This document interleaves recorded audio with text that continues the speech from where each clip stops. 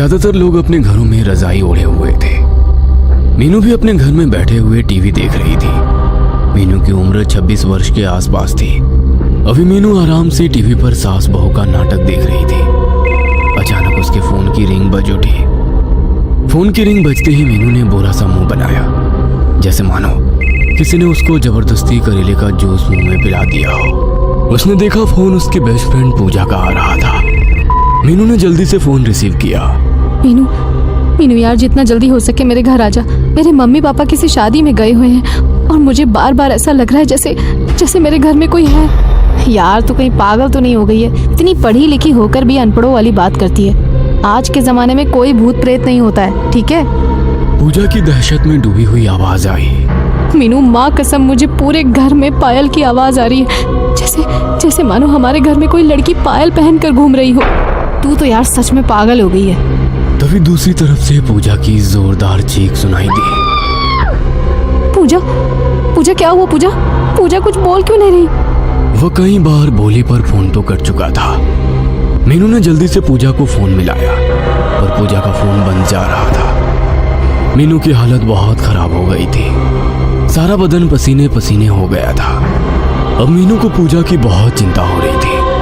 उसने जल्दी से टीवी बंद किया और अपनी कार की चाबी ली और अभी दरवाजे के पास पहुंची ही थी कि तभी पीछे से आवाज आई। बेटा मीनू, इतनी ठंड में इस समय कहाँ जा रही हो? मम्मी, अभी पूजा का फोन आया था। उसे अपने घर में डर लग रहा है, इसीलिए कह रही थी कि तू आजा थोड़ी देर के लिए, जब तक उसके मम्मी पापा नहीं आ जाते। ठीक है, पर जल्दी आ जाना। हाँ ठीक है मम्मी।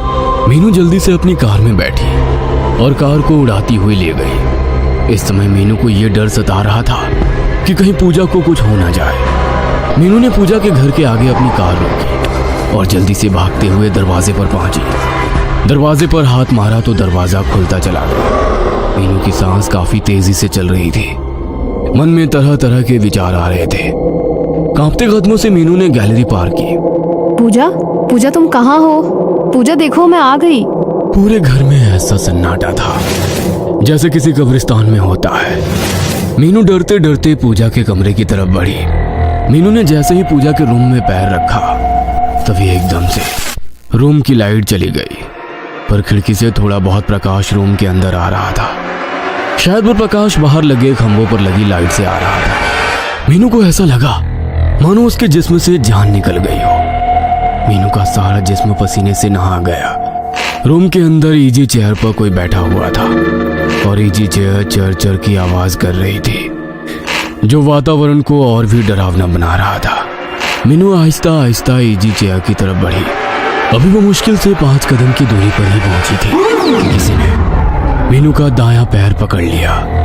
मीनू ने महसूस किया पकड़ने वाले के हाथ बर्फ की तरह ठंडे हैं। मीनू को पैर पर कुछ चिपचिपा सा महसूस हुआ। मीनू अपने स्थान पर खड़ी की खड़ी रह गई। आंखों में मौत का खौफ उसको साफ दिखाई दे रहा था। उसकी आवाज गले में कहीं अटक सी गई थी।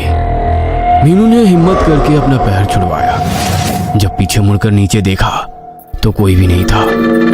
अपने पीछे किसी को ना पाकर उसे ऐसा लगा जैसे उसकी सांस में सांस आई। फिर मीनू सीधी हुई तो क्या देखती है, इजी चेयर बिल्कुल खाली थी। अभी थोड़ी देर पहले इस पर कोई था, पर अब कोई नहीं है। मीनू को बहुत डर लग रहा था। उसने सोचा एक बार पूजा मिल जाए तो मैं इस मनहूस घर से निकल जाऊं। मीनू जल्दी से कमरे से बाहर निकलकर ड्राइंग रूम में आ गई। मीनू ने चारों तरफ देखा, पूरा ड्राइंग रूम खाली पड़ा है।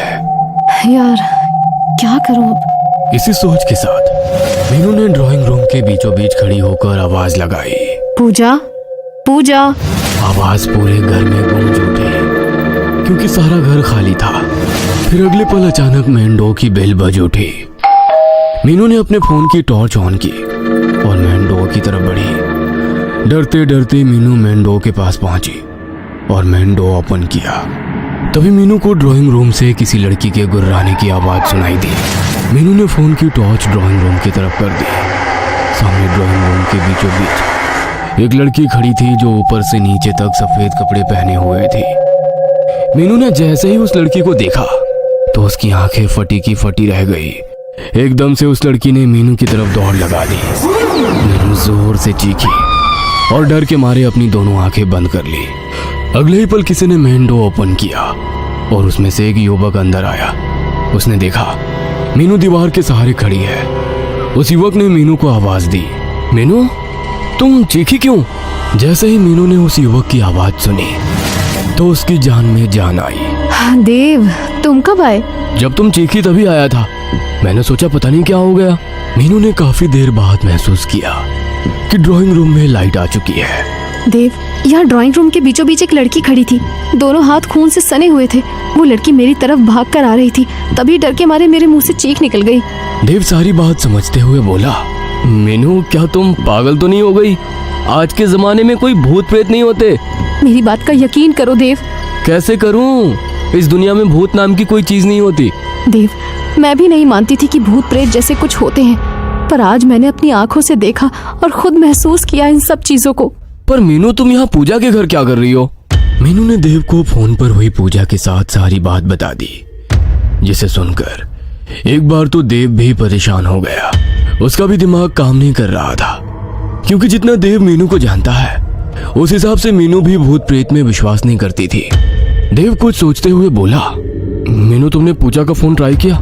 घर पर ट्राई किया था, पर तब बंद जा रहा था। देव ने जल्दी से अपना फोन निकाला और पूजा के मम्मी पापा को फोन किया और यहाँ की सारी घटना बता दी। उसके बाद पूजा के मम्मी पापा शादी का प्रोग्राम बीच में ही छोड़कर अपने घर आने लगे। देव और मीनू दोनों ने मिलकर पूजा का पूरा घर छान मारा, पर पूजा का कोई नामो निशान ना मिला। मीनू, पूजा को पूरे घर में ढूंढ लिया पर वो नहीं मिली। मीनू भी सोच में पड़ गई, क्योंकि जब वो पूरे घर में नहीं मिली तो फिर वो कहाँ गई? हमें शायद पुलिस को फोन करना चाहिए। नहीं, अभी नहीं कर सकते, क्योंकि हम पुलिस से क्या कहेंगे? कोई भी हमारी बात पर यकीन ही नहीं करेगा। पर हमें कुछ तो करना ही होगा। क्या करे? सारा घर तो छान मारा। जहाँ तक मुझे पता है यहाँ एक बेसमेंट भी है। क्यों ना एक बार बेसमेंट में देख लिया जाए। अगले पल दोनों बेसमेंट के बाहर खड़े थे। पुनः एक बार देव ने पूजा का फोन नंबर मिलाया तो फोन की बेल बजने लगी। पूरे बेसमेंट में शमशान सा सन्नाटा फैला हुआ था, जिस कारण पूजा के फोन की रिंगटोन पूरे बेसमेंट में गूंज रही थी। रिंगटोन की आवाज नीचे बेसमेंट में से आ रही थी। अगले ही पल रिंगटोन बजनी बंद हो गई। देव ने मीनू की तरफ देखा, जैसे पूछ रहा हो कि नीचे चलने के लिए तैयार हो। मीनू के आगे कोई रास्ता नहीं था। वो अपनी बेस्ट फ्रेंड को ऐसे छोड़कर नहीं जा सकती थी। उसने नीचे जाने का फैसला किया। अगले ही पल दोनों बेसमेंट में दाखिल हुए। बेसमेंट काफी गंदा हो रखा था। सारा सामान यूं ही बिखरा पड़ा हुआ था। बेसमेंट में काफी अंधेरा हो रहा था। ऐसा लग रहा था जैसे बेसमेंट में एक जमाने से कोई नहीं आया होगा। देव और मीनू ने अपने फोन की टॉर्च ऑन की। देव और मीनू को किसी के हंसने की आवाज आई। दोनों ने उस दिशा में देखा। दीवार से कोई लड़की नीचे उतर रही थी। अंधेरा काफी होने के कारण देव वो मीनू को साफ दिख नहीं रहा था। उसने सफेद कपड़े पहन रखे थे। हाथों से लगातार खून निकल रहा था। चेहरा साफ नहीं दिखाई दे रहा था। मीनू ने जल्दी से देव की बाजू पकड़ ली। देव, ये वही लड़की है जिसे मैंने ऊपर ड्राइंग रूम में देखा था। मीनू का सारा जिस्म सूखे पत्ते की तरह कांप रहा था। एक बार फिर आंखों में मौत का खौफ छा गया था। देव की भी हालत खराब हो रही थी, पर वो जानता था अगर इस समय खुद को ना संभाला तो कुछ भी हो सकता है। देव ने हिम्मत करके पूछा, कौन हो तुम? लड़की धीरे धीरे देव और मीनू की तरफ बढ़ रही थी, जैसे मानो पैरों में मेहंदी लगी हो। उस लड़की के हाथ से अब भी लगातार खून निकल रहा था। जैसे जैसे लड़की दोनों के करीब आ रही थी, वैसे वैसे दोनों को अपनी सांसें रुकती सी महसूस हो रही थी। देव ने फिर हिम्मत करके पूछा, कौन हो तुम? ये मेरा घर है, तुम सब मेरे घर से निकल जाओ। ये घर मेरी दोस्त पूजा का है। अगर 1 मिनट में तुम मेरे घर से नहीं गए तो अपनी मौत के खुद जिम्मेदार होगे। हम इस घर से कहीं नहीं जाएंगे। लड़की ने इस प्रकार दोनों हाथ उठाए जैसे कुछ कर रही हो। अगले ही पल एक लकड़ी की कुर्सी उड़ते हुए देव और मीनू के सिर पर जा लगी। दोनों नीचे फर्श पर जा गिरे। दोनों ने जैसे ही अपना अपना फोन उठाया, अगले ही पल एक तेज धार चाकू उड़ता हुआ सीधा देव के फोन वाले हाथ में लगा। चाकू देव के हाथ के आर पार हो गया। देव अपना हाथ पकड़कर तड़पने लगा। उसके हाथ से खून निकल रहा था। देव ने तड़पते हुए कहा, मीनू जल्दी से फोन की टॉर्च बंद करो। मीनू ने जल्दी से फोन की टॉर्च बंद की और देव का हाथ पकड़कर सीढ़ियों की तरफ भागी। देव हाथ में चाकू लगने के बावजूद भी लगातार भागे जा रहा था, क्योंकि उसे पता था बेसमेंट में एक पल भी रुकना अपनी मौत को न्योता देने के बराबर है। देव व मीनू को अपने पीछे सामान फेंकने की आवाज आ रही थी। दोनों में से एक ने भी पीछे मुड़कर देखने की कोशिश नहीं की। ऊपर आते ही दोनों को अपनी उड़ती हुई सांसों को काबू करने में 2 मिनट का समय लगा। अगले ही पल पूजा के घर के बाहर एक कार आकर रुकी। उस कार में कोई और नहीं बल्कि पूजा के मम्मी पापा थे। देव व मीनू भागते हुए कार के पास पहुंचे। प्रदीप और सीमा ने जब देखा कि देव के हाथों में एक चाकू आर पार हो रहा है तो उनके होश उड़ गए। देव बेटा, ये क्या हो गया? तुम्हारे हाथ में चाकू लगा है। ये सब किसने किया? अंकल और आंटी, मैं आपको सब बता दूंगा। आप पहले मेरी बात ध्यान से सुने। ये घर आपने कब लिया था? प्रदीप व सीमा दोनों एक दूसरे को देखने लग गए, जैसे एक दूसरे से पूछ रहे हो कि इन दोनों को सच बताया जाए या नहीं। अंकल और आंटी, आपके चेहरे देखकर कुछ ऐसा लग रहा है जरूर इसके पीछे कोई ना कोई राज छुपा हुआ है। बेटा, बात यह है, ये घर हमें बहुत कम दामों में मिला था। देव और मीनू दोनों चौंके बिना नहीं रह पाए। ये बात तो उस समय हमें भी समझ में नहीं आई थी। डीलर हमें इतना बड़ा घर इतना सस्ता क्यों दे रहा है? फिर तेरे अंकल ने डीलर से पूछा तो उसने बताया यहाँ का कोई भी व्यक्ति ये घर खरीदना नहीं चाहता, क्योंकि एक लड़की ने अपने परिवार के सभी लोगों को जान से मार दिया था। सबका गला काटा गया था। कहते हैं उस लड़की पर किसी भूत प्रेत का साया था। उसके बाद उस लड़की का क्या हुआ ये कोई नहीं जानता। बेटा, तुम तो जानते हो भूत प्रेत कुछ नहीं होते, ये सब आदमी का वहम होता है। उसके बाद से हम यहाँ रह रहे हैं। हमें यहाँ रहते रहते करीब 1 साल हो गया है। पर अंकल, आज उस लड़की को हम दोनों ने अपनी आंखों से देखा है। देव बेटा, इस विषय में बाद में बात करेंगे। पहले ये बताओ पूजा कहाँ है? अंकल जी, हमने सारा घर छान मारा पर हमें पूजा का कोई नामो निशान नहीं मिला। प्रदीप व सीमा दोनों इस समय बहुत परेशान नजर आ रहे थे। देव बेटा, तुम्हारी बात ठीक है, पर हम माँ बाप कैसे अपनी इकलौती लड़की को मौत के मुंह में छोड़ दे? अभी तुम ही कह रहे थे कि हमारे घर में एक लड़की है। शायद उसे अब लड़की कह देना सही नहीं है। अब ये साबित हो गया है कि वो उसी लड़की की आत्मा है जिसने अपने पूरे परिवार को जान से मार डाला था। देव बेटा, अगर ये वही घर है तो फिर वो मेरी पूजा को नहीं छोड़ेगी। मुझे मेरी बेटी को बचाना होगा। प्रदीप व सीमा दोनों अपने घर के अंदर घुस गए और दोनों जोर जोर से अपनी बेटी पूजा को आवाज देने लगे। पूजा, पूजा मेरी बेटी, तुम कहाँ हो? देव व मीनू बाहर ही खड़े थे। देव ने अपने हाथ से चाकू निकाल लिया था। देव, हमें भी अंकल आंटी जी के साथ रहना चाहिए। कहीं वो आत्मा अंकल और आंटी जी पर हमला न कर दे। देव ने सहमति में सिर हिलाया। उसके बाद दोनों भी घर के अंदर थे। अंदर जाते ही उन्हें पूजा के पापा मम्मी की आवाज सुनाई दी। पूजा बेटा, उठ जा। तुझे क्या हो गया? देखो, तुम्हारे पापा तुम्हारे पास हैं। देव व मीनू भागकर पूजा के रूम में गए तो देखा पूजा अलमारी के बाहर नीचे फर्श पर पड़ी थी। पूजा के मम्मी पापा दोनों उसे होश में लाने की कोशिश कर रहे थे। देव व मीनू को थोड़ी राहत मिली। दोनों जल्दी से भागकर पूजा के पास गए। भगवान का बहुत बहुत शुक्र है जो पूजा हमें सही सलामत मिल गई। अभी देव कुछ और कहना ही चाहता था कि छत पर लगा पंखा फर्श पर गिर गया। चारों एक साथ चौंके।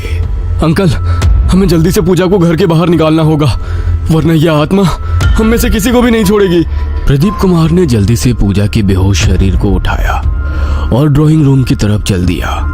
बाकी तीनों भी प्रदीप कुमार के पीछे पीछे चल दिए। अभी प्रदीप कुमार ड्राइंग रूम में दाखिल हुए ही थे कि पूरे ड्राइंग रूम में अंधेरा हो गया। प्रदीप कुमार अपनी जगह पर ही खड़े हो गए। पीछे से आ रहे देव व मीनू ने अपने फोन की टॉर्च ऑन करने की सोची तो अगले ही पल कुछ देर पहले वाला सीन याद आ गया और सीमा देवी ने अपना फोन निकाला और अपने पति की तरफ बढ़ गई। देव ने जैसे ही देखा पूजा की मम्मी टॉर्च ऑन करके ड्राइंग रूम की तरफ बढ़ रही है, वह जल्दी से पूजा की मम्मी की तरफ भागा। सीमा और प्रदीप के बीच 10 कदम का फासला रह गया था। तभी तीनों को मीनू की दर्दनाक चीख सुनाई दी। देव जल्दी से मीनू की तरफ भागा। मीनू नीचे फर्श पर घुटनों के बल बैठी हुई थी। देव ने फोन की टॉर्च ऑन की और मीनू को देखा तो उसके मुंह से एक चीख निकल गई, क्योंकि मीनू की ठीक कमर के बीचों बीच एक चाकू घुसा हुआ था। देव को समझने में देर नहीं लगी कि इस बार आत्मा किसी को भी नहीं छोड़ेगी। देव ने मीनू को उठाया और ड्राइंग रूम की तरफ बढ़ गया। पूजा के मम्मी पापा ड्राइंग रूम पार करके गैलरी में अभी पहुंचे ही थे कि सारी गैलरी में आग लग गई। प्रदीप ने पूजा को उठाया और गैलरी पार कर ली। उसके बाद सीमा भी पूजा के पास आ गई। दोनों माँ बेटी दरवाजे के पास थी। तभी प्रदीप कुमार बोले, पूजा की मम्मी, तुम यहाँ पूजा का ध्यान रखो, मैं देव की मदद करता हूँ मीनू को लाने में। प्रदीप कुमार जल्दी से मीनू के पास पहुंचे और देव की मदद करने लगे ताकि जल्दी से इस मनहूस घर से निकल सके। अभी तीनों ड्राइंग रूम पार करने वाले थे। सारी ड्राइंग रूम में खून ही खून पड़ा था, जबकि गैलरी में आग जलनी बंद हो गई थी। सारी ड्राइंग रूम में भयानक आवाजें गूंज रही थी, जो वातावरण को और भी खौफनाक बना रही थी। अगले ही पल तीनों के चेहरे का रंग एकदम सफेद पड़ गया, जैसे किसी जहरीले सांप ने काट लिया हो। देव बेटा, थोड़ा जल्दी करो। तीनों जल्दी जल्दी दरवाजे पर पहुंचे। प्रदीप कुमार ने देखा कि सीमा और पूजा दरवाजे पर नहीं थे। प्रदीप ने सोचा शायद दोनों माँ बेटी घर से बाहर निकल गई होंगी। फिर तीनों जल्दी से दरवाजे से बाहर निकल गए। तीनों की सांस में सांस आ गई थी। तीनों को ऐसा लग रहा था जैसे उन्हें दूसरा जीवन मिला हो। प्रदीप ने पूरे रोड पर नजर दौड़ाई। दूर दूर तक ना चिड़ी का बच्चा दिखाई दे रहा था। प्रदीप जल्दी से घर के अंदर गए। ड्राइंग रूम के अंदर सीमा बेहोश सोफे पर पड़ी थी। पूजा दरवाजे के पास बेहोश पड़ी थी। उसने जल्दी से पूजा को घर से बाहर निकाला और दोबारा घर के अंदर घुस गया। ड्राइंग रूम के अंदर जाने के बाद सोफा से सीमा को उठाया और जल्दी से दरवाजे पर पहुंच गया। देव और मीनू दरवाजे के बाहर खड़े थे। अंकल जी, जल्दी से बाहर आ जाइए। प्रदीप ने जैसे ही दरवाजा खोलना चाहा, पर दरवाजा नहीं खोला। प्रदीप दरवाजे को पीटने लगे। मीनू और देव भी बाहर से दरवाजा खोलने की पूरी कोशिश कर रहे थे। देव, अभी तक दरवाजा ठीक था, एकदम से अचानक कैसे जाम हो गया ये, जो खुल ही नहीं पा रहा है। तभी गैलरी में एक लड़की की आवाज गूंजी, ये मेरा घर है, जो भी मेरे घर में आएगा वो सीधा ऊपर जाएगा।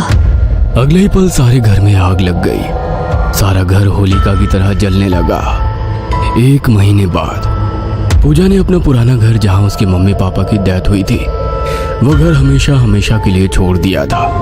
पूजा का बहुत बुरा हाल हो गया था। अब पूजा एक फ्लैट में रहती थी। पूजा के पापा का खुद का बिजनेस था, जिसे अब पूजा खुद देख रही थी।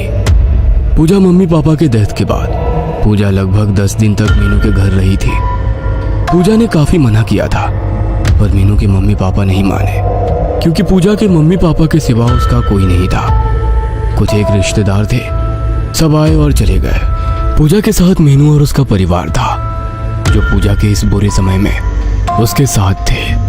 देव ने भी काफी हद तक पूजा की संभलने में मदद की थी। पूजा के मम्मी पापा के डेथ के अगले दिन ही पुलिस आई थी। देव ने सब कुछ बता दिया था।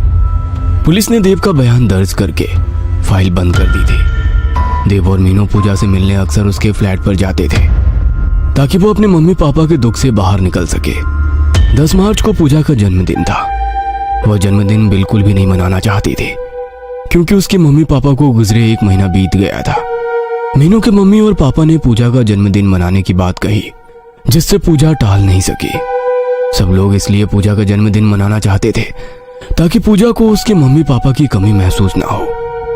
पूजा को कहीं ऐसा ना लगे कि वो इस दुनिया में अब अकेली है। रात के 8 बजे पूजा ने केक काटा और बारी बारी सबको थोड़ा थोड़ा केक खिलाया।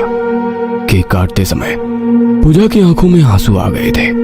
शायद उसे अपने मम्मी पापा की याद आ गई। 10 बजे तक सबने खूब नाच गाना किया। फिर 10:30 बजे सब लोग अपने अपने घर चले गए, केवल मीनू को छोड़कर, ताकि वो पूजा के साथ मिलकर उसका काम में हाथ बटा सके। पूजा सिंक में बर्तन धो रही थी और मीनू बर्तन को कपड़े से साफ कर रही थी। पूजा खुश दिखाई दे रही थी कि उसे मीनू जैसी दोस्त मिली, जो उसके बुरे समय में भी उसके साथ खड़ी है। पूजा के चेहरे पर खुशी थी कि इतने सारे लोग उसके लिए आए थे। मीनू यार, तुम और तुम्हारा परिवार कितना अच्छा है, जो मुझ जैसी लड़की को भी अपनी लड़की की तरह प्यार करते हैं। सच बोलूं तो मैं सोच ही रही थी कि मम्मी पापा के बाद जिंदगी कैसे काटूंगी, पर अब मुझे किसी बात का गम नहीं है। मेरी बहन, हम सब तेरे साथ हैं। इसी को तो दोस्ती कहते हैं। पूजा बातें करते करते बर्तन धो रही थी कि अचानक उसके मुंह से एक जोरदार चीख निकली। मीनू ने उसे पकड़कर झंझोड़ा। पूजा, पूजा क्या हो गया? तुम इतनी जोर से क्यों चीखी? पूजा ने अपने दोनों हाथ ऊपर किए, जिसे देखकर मीनू की भी चीख निकल गई, क्योंकि पूजा के दोनों हाथ खून से सने हुए थे। कोई नुकीली चीज बर्तन साफ करते समय चुभ गया था। अगले ही पल फ्लैट की लाइट चली गई। दोनों पहले ही डरी हुई थी और अब कुछ ज्यादा ही डर रही थी। तभी फ्लैट का दरवाजा खुला और एक साया अंदर आया। एक डरावनी आवाज उसके मुंह से निकली, आई एम बैक। हमें छोड़ दो प्लीज। हाँ, हमने तुम्हारा क्या बिगाड़ा है? हमें छोड़ दो। साया धीरे धीरे दोनों की तरफ बढ़ रहा था। उसके हाथ में 2 चाकू थे। पूजा और मीनू का दिमाग जैसे जाम हो गया। दोनों अपनी जगह से हिल भी नहीं पाए। अगले ही पल साया उनके बिल्कुल पास आ गया। उसने दोनों चाकू से पूजा और मीनू के पेट पर घोंप दिया। दोनों के मुंह से खौफनाक चीख निकली और दोनों नीचे फर्श पर गिर गई। अगले ही पल पूरा फ्लैट लाइट से जगमगा गया। पूजा व मीनू ने अपने पेट पर हाथ मारा तो देखा पेट पर एक छोटा सा भी निशान नहीं था। पूजा और मीनू ने एक दूसरे को देखा। जीवित देख दोनों की सांस में सांस आई। अगले ही पल फ्लैट में एक आवाज गूंजी, हाँ, तो दोनों को कैसा लगा डर? पूजा और मीनू ने जब देखा तो आंखें फटी की फटी रह गई। सामने देव खड़ा था। क्या तुम्हें आता है ये सब करना? मुझे सब पता चल गया तुमने कैसे अपनी मम्मी पापा को मारा। पूजा, पहले तुमने मीनू को फोन किया, उसके बाद तुमने मुझे यकीन दिलाया कि आत्मा सच में होती है, और सच में मुझे यकीन भी हो गया। तुमने अपनी मम्मी पापा को ऐसे मारा जैसे मानो किसी आत्मा ने उन्हें मारा हो। तुमने मुझे इस बात का गवाह बनाया ताकि मैं पुलिस को बता सकूं कि ये सब किसी आत्मा ने किया है। मुझे बस ये बात जाननी है कि तुमने क्यों अपने सगे माँ बाप को मारा। पूजा बोलो। मेरे बाप ने अपनी रखेल के साथ मिलकर मेरी माँ को ऐसे मारा कि सबको लगे ये सब एक दुर्घटना है। मेरी मम्मी ने छत से कूदकर खुदकुशी की। ये बात मेरे बाप ने साबित कर दी, क्योंकि जिस दिन मम्मी की डेथ हुई उस दिन मेरा बाप शहर में ही नहीं था। लेकिन पूजा, तुमने 3 साल का समय क्यों लिया ये सब करने के लिए? पूजा की आंखों में आंसू आ गए। बात दरअसल ये थी कि 2 महीने पहले रात 1 बज रहा था। मेरा बाप और वो रखेल दोनों आपस में बात कर रहे थे। मैं किचन में पानी पीने गई थी। आते समय वो दोनों आपस में बातें कर रहे थे कि उन्होंने मेरी मम्मी को कैसे छत से धक्का दिया। उसके 3 महीने बाद मेरे बाप ने अपनी रखेल से शादी कर ली। मैंने एक लंबी योजना बनाई। छत से जो पंखा गिरा उसके नट बोल्ट ढीले कर दिए थे। घर में गैस का सिलेंडर खुला छोड़ा था। जब तुम दोनों घर से बाहर गए, पापा मेरी सौतेली माँ को लेने अंदर आए, तभी आग लगी। मैंने उसी समय जलती तीली उन पर फेंक दी। मैं ही चुड़ैल बन जाती थी और तुम्हें डराया था। जो चाकू मैंने तुम्हें मारे उसके लिए मैं माफी मांगती हूँ। देव, अगर तुम्हें लगता है कि हमने कुछ गलत किया है तो तुम पुलिस को बता सकते हो। तुम दोनों ने मिलकर अच्छा ड्रामा किया। तुम दोनों फ्रेंड्स का तालमेल गजब का था। पूजा, तुम्हारे पास क्लोरोफॉर्म वाला रुमाल था। तुमने सीमा को बेहोश किया ताकि वो घर के भीतर रहे, और तुम्हारे पापा जब उनको लेने अंदर जाए तब तुम आग लगा दो। तुम दोनों ने परफेक्शन के साथ पूरा घटनाक्रम को क्रियान्वित किया। उस समय मुझे समझ में नहीं आया, लेकिन फिर धीरे धीरे सब समझ गया। देव ने एक नजर दोनों को देखा और जेब से फोन निकाला। मीनू और पूजा दोनों देव को ही देख रहे थे। देव ने फोन मिलाया। कितनी जल्दी आओगे?